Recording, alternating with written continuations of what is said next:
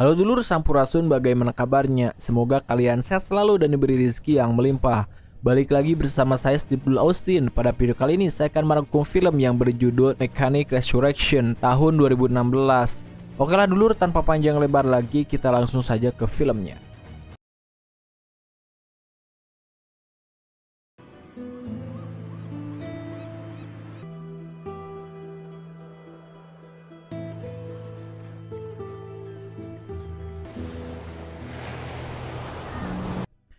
Film ini akan berfokus kepada seorang pembunuh bayaran yang dikhianati oleh bosnya sendiri. Dia bernama Bishop. Setelah dikhianati bosnya, Bishop pergi dan tinggal di sebuah kapal yang berada di pelabuhan. Di sana ia hidup damai layaknya orang biasa. Namun suatu hari saat sedang berada di suatu restoran, Bishop didatangi oleh seorang perempuan yang menawarkannya pekerjaan. Dia menawarkan Bishop untuk membunuh orang lagi. Tentu saja Bishop langsung menolaknya, tapi perempuan ini mengancam bahwa ia akan membongkar penyamaran Bishop di Brazil, sehingga perusahaannya dulu akan memburu Bishop lagi. Mengetahui hal ini, Bishop dengan cepat memfoto perempuan yang mendatanginya, dan karena itu keributan pun terjadi di sana. Di mana anak buah perempuan itu mencoba mengejar dan menangkap Bishop.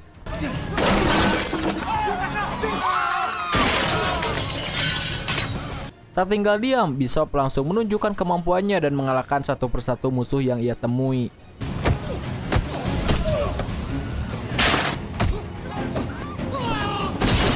Kemudian ia pergi dari sana dengan cara melompat ke atas kereta gantung.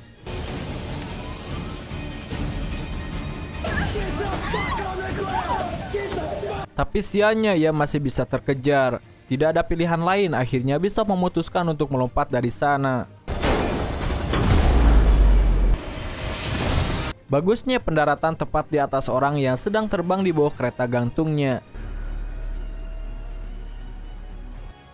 Scene kemudian berlanjut, di mana Bishop mendatangi kapal yang ia tinggali.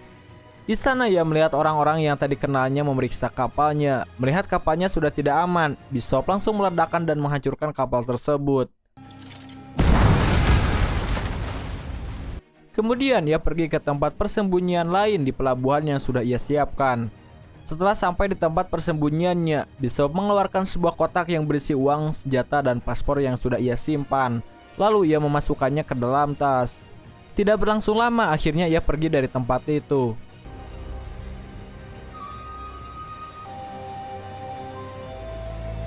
Singkat cerita, setelah kabur dari Brazil, Bishop datang ke Thailand ke sebuah pulau terpencil milik teman lamanya. Dia bernama May.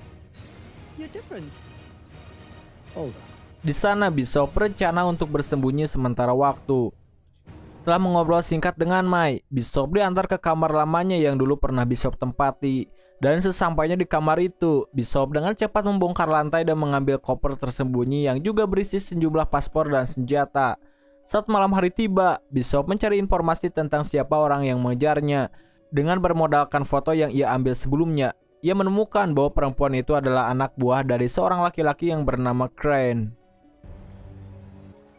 Hi, how can I help you? Speaking.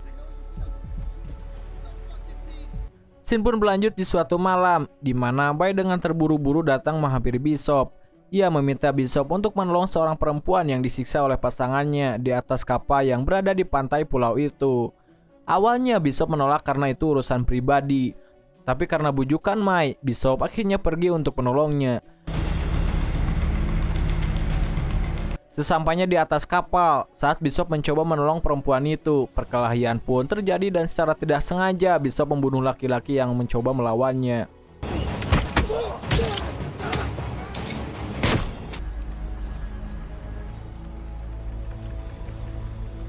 Karena hal ini, Bishop langsung menyerahkan perempuan yang diselamatkannya kepada May dan dengan cepat berusaha untuk melenyapkan kapal yang Bishop naiki. Tapi saat sedang memeriksa perahunya, Bishop menemukan sebuah handphone dengan fotonya yang berada di sana.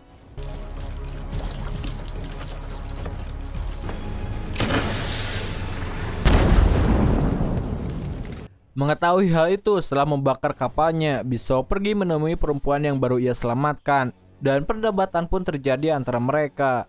Dalam perdebatan ini diketahui nama perempuan itu adalah Gina, yang ternyata juga orang suruhan dari Crane untuk mendekati Bishop. Tapi di sini Gina langsung menjelaskan bahwa ia tidak bekerja kepada Crane dan Gina melakukan hal ini karena paksaan dan ancaman dari Crane. Keesokan harinya Bishop langsung mencari informasi siapa Gina sebenarnya. Dengan cepat ia menemukan bahwa Gina adalah ketua relawan dalam sebuah organisasi yang bekerja untuk menampung korban jual beli manusia. Mendapati hal ini, Bishop mendatangi Gina dan sedikit berbincang dengannya di pinggir pantai. Di perbincangan ini, Bishop mengetahui bahwa Crane memaksa Gina untuk mendekati Bishop. Dengan ancaman, Crane akan membunuh semua orang di lembaga yang Gina kelola, termasuk anak-anak yang ia rawat. Dan karena itulah Gina mau tak mau mengiyakan permintaan dari Crane. Karena hal ini, Bishop akhirnya mempercayai Gina dan semakin lama mereka pun semakin dekat satu sama lain. Kemudian rasa cinta pun mulai tumbuh antara mereka.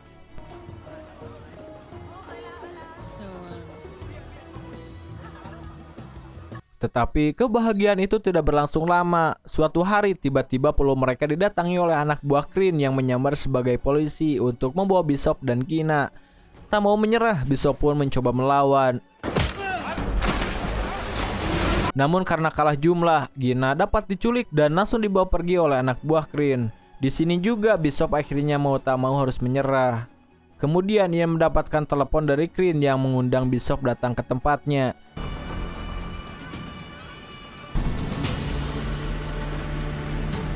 Scene pun berpindah di kota Bangkok, Thailand, di mana Bishop mendatangi sebuah rumah untuk memenuhi undangan dari Crane. Sesampainya di sana, Bishop diperiksa kemudian dipersilahkan untuk duduk. Tapi tanpa ia ketahui, ternyata bangku yang ia duduki sudah dipasangkan bom di bawahnya. Tak lama, Crane pun tiba mendatangi Bishop, dan karena bom di kursinya, Bishop tidak bisa melawan. Ia hanya bisa mendengarkan apa yang Crane katakan. Di sini, Crane memberikan Bishop sebuah misi untuk membunuh 3 orang pedagang senjata dan membuatnya seperti kecelakaan. Dengan imbalan, Crane akan membebaskan Gina saat pekerjaan Bishop selesai. Karena Crane mengancam akan membunuh Gina, Bishop akhirnya terpaksa mengerjakan apa yang Crane perintahkan.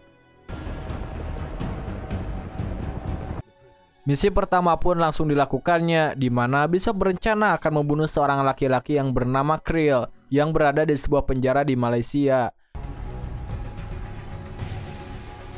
Bishop pun kemudian menyiapkan sebuah bom yang ia sembunyikan. Lalu ia menyamar sebagai penjahat dengan cara melukis sebuah tato di wajahnya. Setelah semua persiapannya selesai, Bishop langsung melakukan aksinya, di mana ia membuat keributan dengan polisi di jalanan. Dan karena hal ini, Bishop akhirnya ditangkap. Karena tato yang ada di wajah Bishop, polisi salah mengira bahwa ia adalah buronan yang paling dicari di Malaysia. Kemudian polisi memasukkannya ke dalam penjara yang tak lain tempat Krill berada.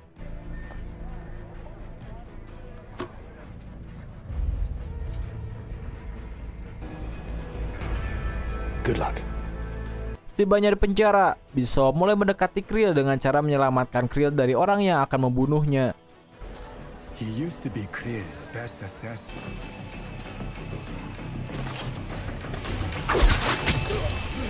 Melihat Bishop yang menyelamatkannya, Krill pun menaruh kepercayaan kepada Bishop dan mengundang Bishop untuk datang makan ke ruangannya. Sore harinya, Bishop pun dikeluarkan dari tahanannya, kemudian diantar ke ruangan tempat Krill berada. Perbincangan pun terjadi antara mereka, di mana Krill mengajak Bishop untuk menjadi anak buahnya, tujuannya untuk melindungi Krill di penjara. Tapi tanpa Krill ketahui, Bishop memiliki niatan lain. Tidak ingin membuang kesempatan ini, Bishop langsung mengambil sebuah tongkat dan dengan cepat berusaha untuk mencekik Krill hingga pingsan.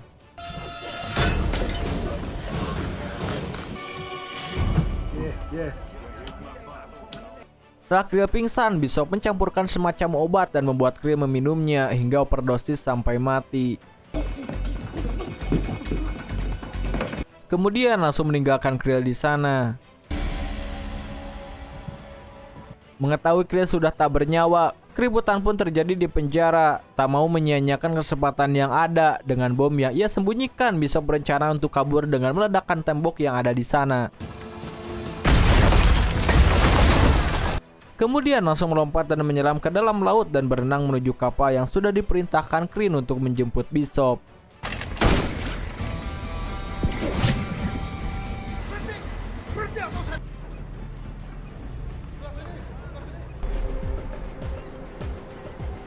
Singkat cerita, setelah misi pertamanya selesai, Bishop mulai melakukan misi kedua untuk membunuh target berikutnya yang bernama Adrian di Sydney, Australia. Bishop pun langsung melakukan pengamatan dan mencari tahu apa saja yang targetnya lakukan di kesehariannya. Dalam pengamatannya ini, ia mendapatkan informasi bahwa targetnya selalu berenang di sebuah kolam yang berada di atas gedung.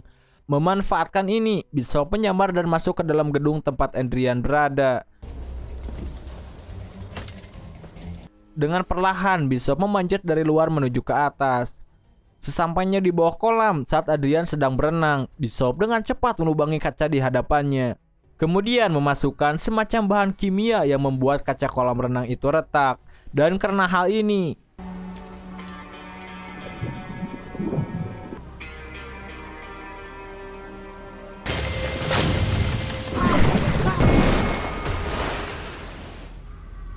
Adrian pun akhirnya jatuh dari kolam renangnya dan mati mengenaskan. Sedangkan Bishop dengan santainya pergi dari sana. Scene pun berlanjut di mana Bishop dapat menghubungi Gina karena sudah selesai menjalankan 2 misinya. Gina mencoba memberi Bishop petunjuk dengan cara menggeser kamera dan menunjukkan nomor kapal tempat Gina disembunyikan. Mendapati sedikit petunjuk, Bishop langsung mencari tahu posisi di mana kapal itu berada. Kemudian ia pergi mengejar kapal itu menggunakan helikopter.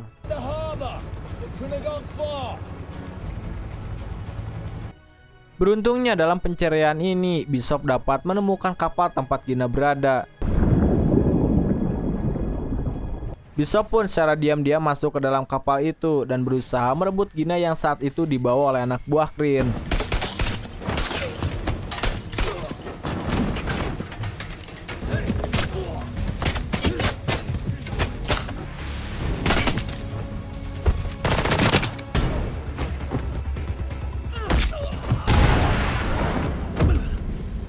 Tapi sialnya setelah pertarungan yang terjadi, Bishop akhirnya dapat dilumpuhkan dan ditahan oleh Crean. Di sini Crean mengancam akan membunuh Gina dan kembali menyuruh Bishop untuk membunuh target terakhirnya. Tapi karena rasa kesalnya, Bishop kembali berulah menghajar anak buah Crean dan melompat kembali ke dalam laut. Kemudian ia pergi menggunakan alat yang sudah ia siapkan. Bishop. Scene pun berpindah di Bulgaria saat Bishop sedang merencanakan aksinya untuk membunuh target terakhir yang bernama Max, di mana Max tinggal di sebuah tempat tertutup di atas bukit dengan penjagaan ketat. Di sini Bishop tak kehabisan cara. Dengan memanfaatkan prosedur darurat yang ada, Bishop pergi ke sebuah rumah sakit. Ternyata dia akan menembak salah satu penjaga dengan senapan dari jarak jauh.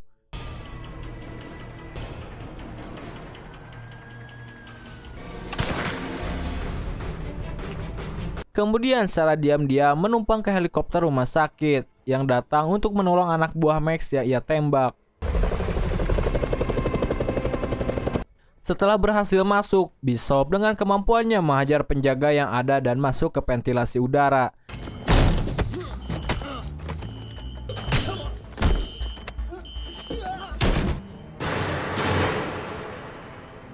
Sedangkan Max langsung pergi bersembunyi ke dalam bunkernya. Tapi hal tak terduga terjadi, di mana setelah Mac masuk ke dalam bunker, ia menemukan Bishop sudah berada di sana. Perbincangan pun terjadi antara mereka dan dalam perbincangan ini, Bishop mengatakan bahwa Crean lah orang yang ingin membunuh Max. Namun karena ia tak mau diperalat oleh Crean, Bishop mengajak Max untuk bekerja sama membunuh Crean. Mendengar hal ini, Max pun langsung setuju dan mereka akhirnya berencana untuk menjebak Crean.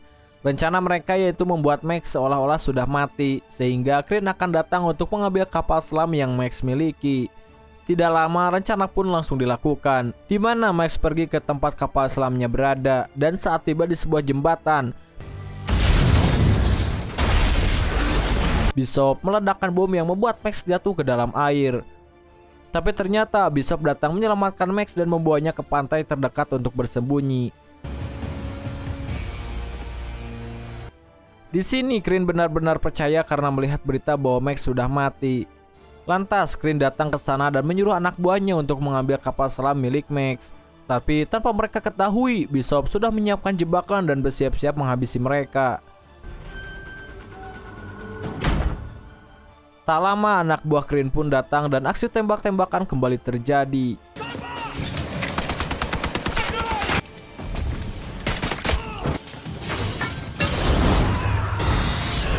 Bishop dengan mudahnya membunuh satu persatu musuhnya dengan jebakan yang sudah ia siapkan. Dan setelah semua anak buah Kryn mati, Bishop dengan cepat pergi menuju kapal tempat Kryn berada. Kemudian kembali berusaha untuk merebut Gina di kapal itu. Beruntungnya kali ini Bishop dapat menerobos masuk ke dalam kapal dengan lebih mudah. Karena anak buahnya banyak berkurang akibat dibunuh oleh Bishop saat mengambil kapal selam sebelumnya. Tapi sialnya di waktu yang sama, Gina yang mencoba melawan harus tertembak tepat di perutnya.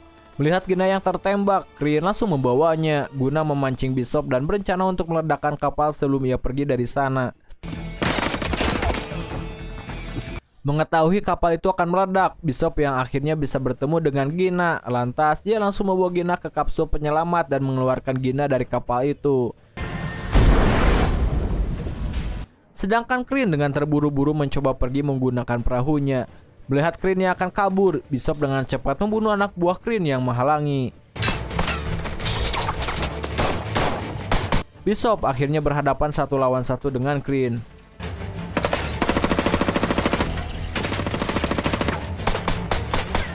Dalam pertarungan ini, Bishop sempat terpojok karena Kryn menggunakan rantai jangkar.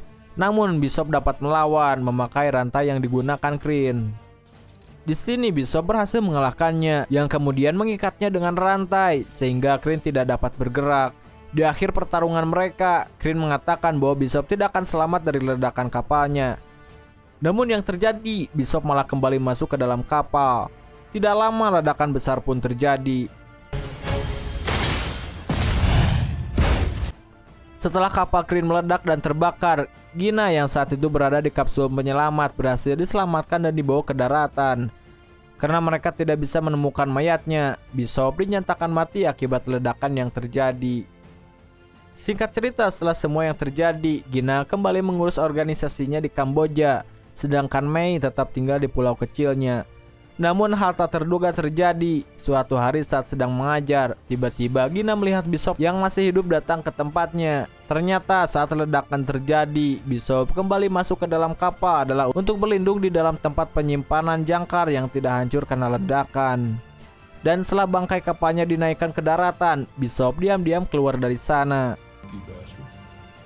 Di akhir film, Max yang melihat Bishop dalam rekaman CCTV menghapus videonya dengan tujuan agar Bishop tetap dinyatakan mati. Oke dulur, dan film ini pun udahan bor.